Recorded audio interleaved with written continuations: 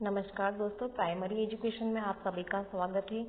आज हम 8th grade अभ्यास पुस्तिका पर्यावरण अध्ययन कक्षा 4 इस पुस्तिका के 8th ग्रेड अभ्यास पुस्तिका इसके पाठ की जो सारणी दी गई है उसमें हम आज पाठ 1 चलो चले स्कूल, पाठ 2 कान कान में, पाठ 3 नंदू हाथी, पाठ 4 अमृता कहानी, पाठ 5 अनीता की मधुमक्खी। इन पाठ पाठों के अभ्यास प्रश्नों को आज हम हल करेंगे। यदि आप हमारे चैनल पर नए हो तो प्लीज हमारे चैनल को लाइक और सब्सक्राइब कर ले और साथ ही बेल आइकन को प्रेस कर ले, जिससे कि आने वाले वीडियो के नोटिफिकेशन आपको समय समय पर मिलते रहे। चलो दोस्तों, आज अभी हम पाठ 1 शुरू करते हैं। चलो चले स्कूल। इस पाठ के हम पहले इसको जरा सारांश को समझ लेते हैं। माधव का स्कूल घर के बहुत पास है, उसे स्कूल जाने में बहुत आनंद आता है। एक दिन क्लास में टीचर ने बताया कि तुम तो बहुत आसानी से स्कूल आ जाते, पर कई देश में कई लोग ऐसे हैं जिसको स्कूल आने में परेशानियों का सामना करना पड़ता है। टीचर ने उसे बताया कि बारिश बहुत होती है तो वहाँ स्कूलों में रास्ते में पानी के भरने के कारण बांस के पुल को पार करके बच्चों को स्कूल आने पड़ते हैं। लद्दाख में बर्फ के कारण बच्चे ट्राली से स्कूल आते हैं और केरल में कुछ भागों में बच्चे नाव से भी स्कूल जाते हैं। राजस्थान में ऊंट गाड़ी से बच्चे स्कूल जाते हैं। लंबे रास्तों पर बच्चे जुगाड़ की गाड़ी से भी स्कूल जाते हैं। माधव को बहुत आश्चर्य भी हुआ और खुशी की भी। वो ऐसे स्थान पर है जहाँ पर आसानी से स्कूल पहुँचा जा सकता है। अब हम बहुविकल्पीय प्रश्नों को हल करेंगे। प्रश्न नंबर 1 सही विकल्प चुनकर लिखिए। अ, वह कौन सा राज्य है जहाँ चारों ओर रेत ही रेत पाई जाती है तथा साला ऊंट गाड़ी से जाना पड़ता है? तो वह जो राज्य है वह है ऑप्शन नंबर 1 राजस्थान। ब, ट्राली यानी कि लकड़ी से बना झूला किसकी मदद से रस्सी पर सरकती है? तो उत्तर ऑप्शन नंबर 2 पुली यानी कि घिरनी से। श, पानी को पार करने के लिए सीमेंट, ईंट और लोहे की सरियों से बना रास्ता कहलाता है। पानी को पार करने के लिए जो सीमेंट, ईंटों और लोहे का सीढ़ियों का जो रास्ता होता है उसे क्या कहा जाता है दोस्तों? तो उसे ऑप्शन नंबर 4 पुल कहा जाता है। अति लघु उत्तरीय प्रश्न नंबर 2 केरल के कुछ भागों में बच्चे को नदी पार करके स्कूल कैसे पहुंचते हैं? तो उत्तर वल्लम यानी कि लकड़ी की बनी छोटी नाव में बैठकर वो नदी पार करते थे। प्रश्न नंबर 3 स्कूल जाने के लिए आप ऐसे कौन से साधन का उपयोग कर सकते हैं जो पर्यावरण को नुकसान ना पहुंचाए? तो स्कूल जाने के लिए हम साइकिल और बैलगाड़ी का उपयोग करेंगे, जिससे कि पर्यावरण को प्रदूषण नहीं होगा या प्रदूषित नहीं होगा। प्रश्न नंबर 4 स्कूल जाने के लिए कई बार जंगल भी पार करना पड़ता है, तब कौन सी परेशानी होती होगी? उत्तर जंगल घना रहता है, दिन में भी रात जैसा लगता है और सन्नाटा छाया रहता है, जिससे कि बच्चों को डर सा लगा रहता है।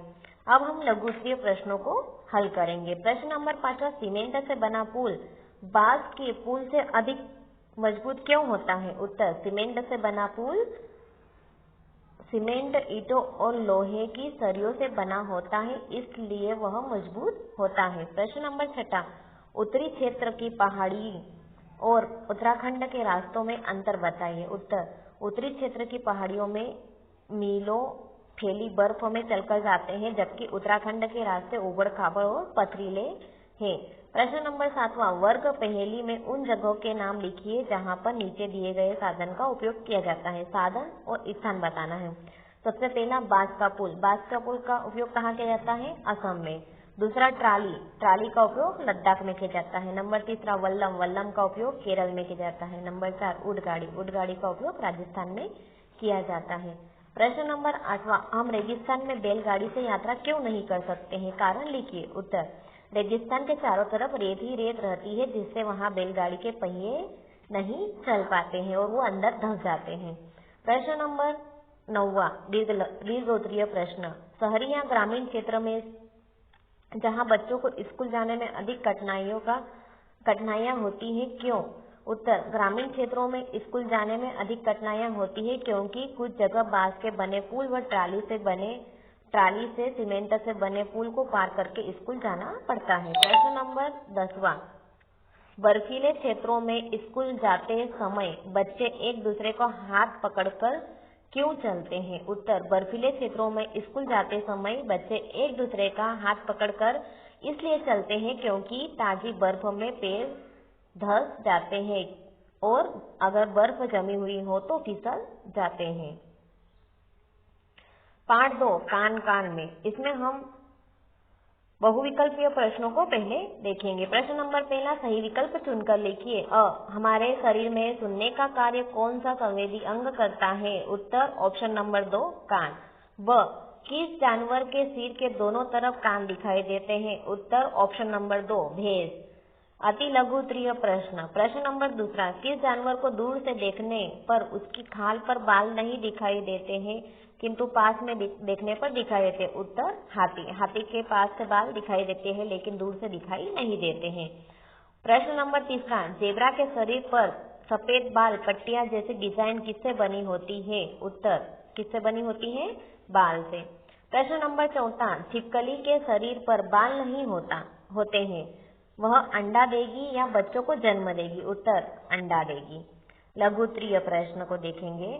प्रश्न नंबर 5वां, पक्षियों के कान दिखाई नहीं देते हैं, फिर वह सुनते कैसे होंगे? उत्तर, पक्षियों के कान दिखाई नहीं देते हैं लेकिन उनके सिर के दोनों तरफ छोटे छोटे छेद होते हैं, इन छेद की मदद से पक्षी सुनते हैं। प्रश्न नंबर 6, ऐसे 6 जानवरों के नाम लिखिए जिनके कान बाहर की तरफ होते हैं और खाल पर भी बाल होते हैं। तो उत्तर, नंबर 1, भैंस, नंबर 2, गाय, नंबर 3, कुत्ता, नंबर 4, जेब्रा, नंबर 5, हाथी और नंबर 6, हिरण। इनके जो कान होते हैं वो बाहर की तरफ होते हैं और खाल पर भी बाल होते हैं। प्रश्न नंबर 7वां, ऐसे जानवरों के नाम एवं विशेषता लिखे जिनकी खाल पर पंख होते हैं? उत्तर, कौवा, मुर्गी, बतख, कबूतर और मोर। इनके क्या होते हैं? पंख होते हैं और ये पक्षी कहलाते हैं। जिसके पंख होते हैं वो क्या कहलाते हैं? पक्षी कहलाते हैं। प्रश्न नंबर 8वां, क्या आपने आसपास ठंड बारिश के मौसम से किसी जानवर की मदद की है? उत्तर, हाँ, हमने ठंड के मौसम में कुत्ते को कपड़े में लपेटा और उसे ठंड से बचाया। दीर्घ उत्तरीय प्रश्न। प्रश्न नंबर 9वां, भारत के राष्ट्रीय पशु का नाम लिखकर उसके बारे में लिखिए। उत्तर, राष्ट्रीय पशु कौन सा है भारत का? बाघ। कहाँ रहता है? जंगल में। कान कैसे होते हैं उसके? छोटे और बाहर की ओर होते हैं। खाल कैसी होती है? मोटी और बालों से ढकी हुई। अंडे बच्चे देते हैं या अंडे? तो यह बच्चे देता है।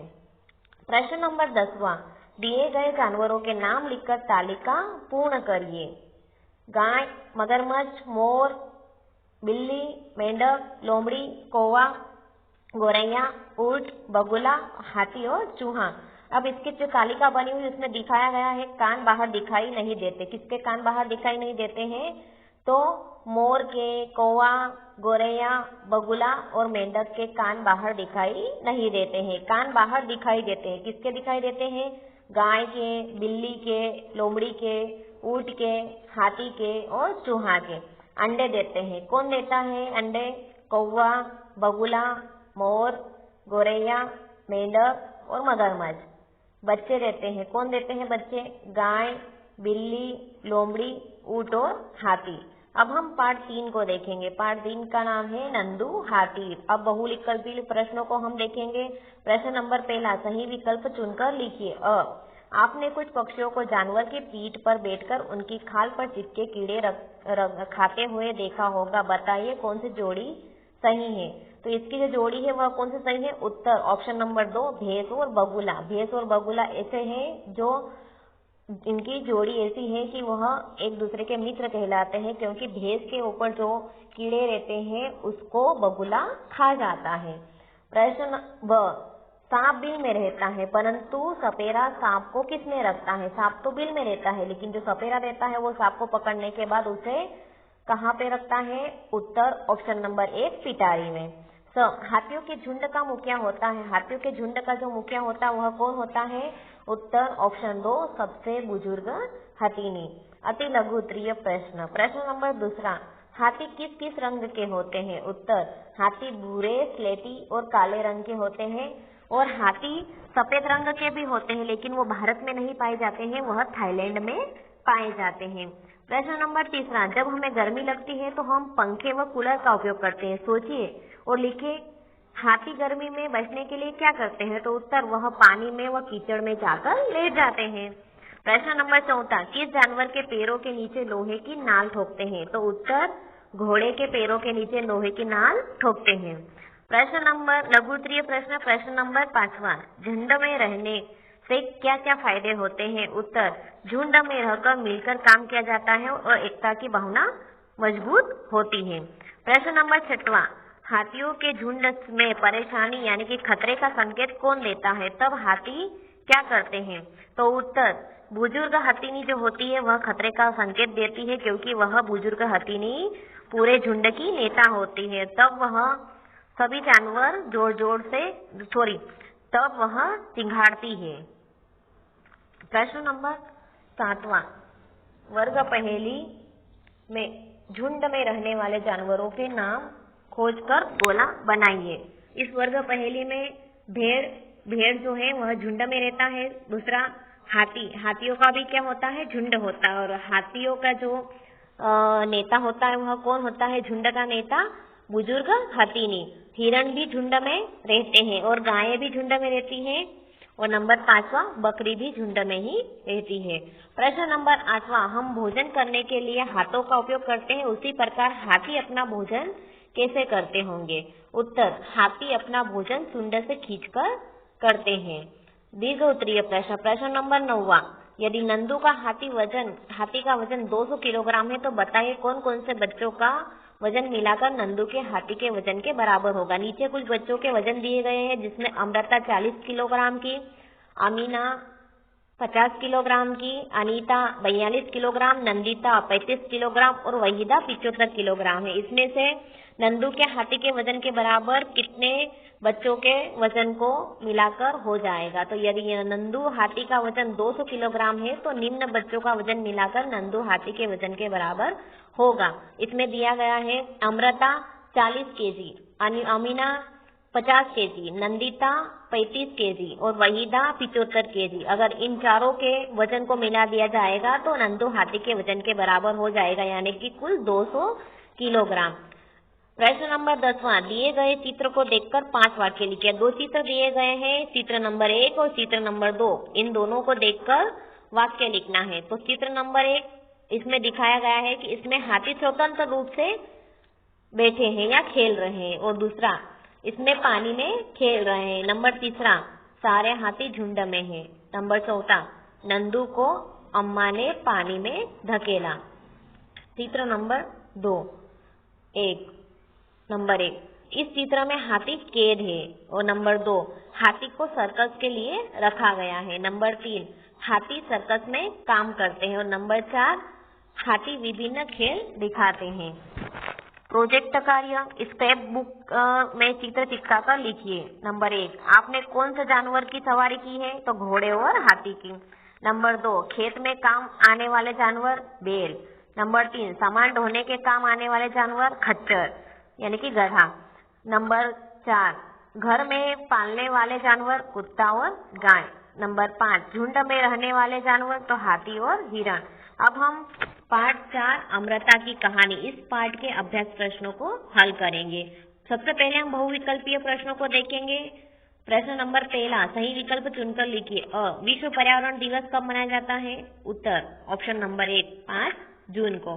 ब, जब राजा के आदमी पेड़ काटने आए तब अमृता और गांव वाले पेड़ से लिपट गए। क्यों लिपट गए? उत्तर, नंबर 1, वे पेड़ों से प्यार करते थे। नंबर 2, वे पेड़ों का बहुत ध्यान रखते थे। नंबर 3, वे पेड़ों का महत्व जानते थे। और नंबर 4, उपरोक्त सभी। तो ये चारों कारण हैं जिसके कारण अमृता और गांव के पेड़ से लिपट गए, क्योंकि वो उपरोक्त सभी कार्यों में लगे थे। प्रश्न नंबर 6, अगर पेड़ है तो हम हैं। पेड़ और जानवर हमारे बिना रह सकते हैं पर हम उनके बिना नहीं रह सकते हैं। यह किसने कहा था? तो उत्तर, ऑप्शन नंबर 1, अमृता ने। अति लघु उत्तरीय प्रश्न 2, पेड़ों से हमें क्या क्या प्राप्त होता है? उत्तर, लकड़ी, फल फूल और औषधियाँ। प्रश्न नंबर 3, खेजड़ी के पेड़ के किस भाग का उपयोग दवा के रूप में किया जाता है? उत्तर, छाल का। प्रश्न नंबर 4, लकड़ी से बनने वाले 2 वाद्य यंत्रों के नाम लिखिए। तो उत्तर, बांसुरी और ढोलक, जो लकड़ी से बनाए जाते हैं। लघु उत्तरीय प्रश्न। प्रश्न नंबर 5, क्या आप बता सकते हैं कि शहरी क्षेत्रों में लगातार पक्षियों की संख्या कम क्यों हो रही है? उत्तर, शहरी क्षेत्रों में पेड़ों की कटाई अधिक हो रही है, जिससे पक्षियों की संख्या भी कम होती जा रही, क्योंकि पेड़ों पर ही पक्षियों का निवास स्थान रहता है। प्रश्न नंबर 6, पेड़ों की अधिक कटाई के कारण हमारे पर्यावरण में क्या क्या बदलाव देखने को मिल रहे हैं? उत्तर, पेड़ों की अधिक कटाई के कारण हमारा पर्यावरण प्रदूषित हो रहा है तथा पक्षियों की संख्या भी कम हो रही है। प्रश्न नंबर 7, चित्र देखकर पेड़ का नाम लिखिए और नीचे दिए गए अनुच्छेद को पूरा कीजिए। यह जो चित्र दिया गया है यह नीम के पेड़ का है और खाली स्थान का पेड़ यानी कि नीम का पेड़ औषधि से भरपूर होता है। इस पेड़ का हर भाग उपयोगी होता है। यह पेड़ बहुत उपयोगी होता है। इसमें सफेद रंग के फूल आते हैं। इसमें फल को निम्बोली कहते हैं। इसकी पत्तियों का फल का स्वाद कड़वा होता है और इसकी पत्तियां जलाने से मच्छर भाग जाते हैं। प्रश्न नंबर 8, अमृता पेड़ से लिपट गई और डराने धमकाने पर भी नहीं हटी। इससे उसमें किस गुण का पता चलता है? उत्तर, अमृता साहसी एवं निडर थी। दीर्घ उत्तरीय प्रश्न। प्रश्न नंबर 9, पेड़ पौधों की सुरक्षा क्यों जरूरी है? पेड़ों को बचाने के लिए क्या क्या उपाय किए जा सकते हैं? उत्तर, पेड़ पौधों की सुरक्षा इसलिए जरूरी है क्योंकि पेड़ है तो हम हैं। पेड़ और जानवर हमारे बिना रह सकते हैं, पर हम इनके बिना नहीं रह सकते हैं। उपाय, पेड़ों की कटाई के लिए अंधाधुंध कटाई को रोकना पड़ेगा और देखरेख करना पड़ेगी पेड़ों की, जिससे से पेड़ों को बचाया जा सकता है। प्रश्न नंबर 10, जानवरों का शिकार क्यों किया जाता है? क्या जानवरों का शिकार करना उचित है? सोचिए और लिखिए। उत्तर, जानवरों का मांस व खाल उपयोगी होता है, इसलिए जानवरों का शिकार किया जाता है। लेकिन नहीं, जानवरों का शिकार करना उचित नहीं है।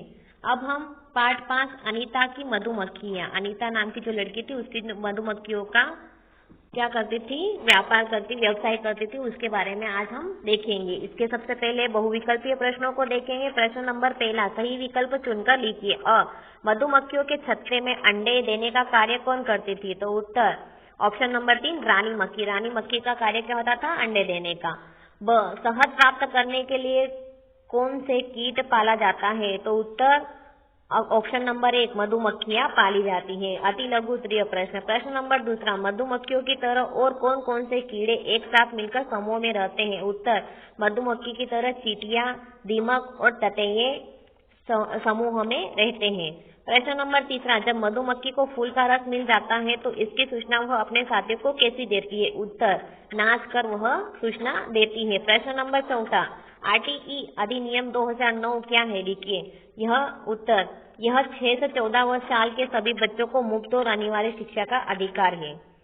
प्रश्न नंबर लघु उत्तरीय प्रश्न। प्रश्न नंबर 5, अनीता के माता पिता उसे स्कूल में पढ़ाने के लिए किस प्रकार राजी हुए? उत्तर, टीचर ने उन्हें बताया कि 1वीं से 8वीं तक की पढ़ाई पर कोई खर्च नहीं होता है, पढ़ना तो सबका अधिकार है, सभी बच्चों का अधिकार है। ऐसे करके उन्होंने अनीता के माता पिता को समझाया। किसने? टीचर ने। प्रश्न नंबर 6, मधुमक्खी पालने के लिए सबसे अच्छा समय कब से कब होता है? तो उत्तर, मधुमक्खी पालने के लिए सबसे अच्छा समय अक्टूबर से दिसंबर तक होता है। प्रश्न नंबर 7, स्कूल में यूनिफॉर्म होना चाहिए या नहीं? अपने विचार लिखिए। उत्तर, हाँ, स्कूल में यूनिफॉर्म होना चाहिए, जिससे कि अनुशासन बना रहे।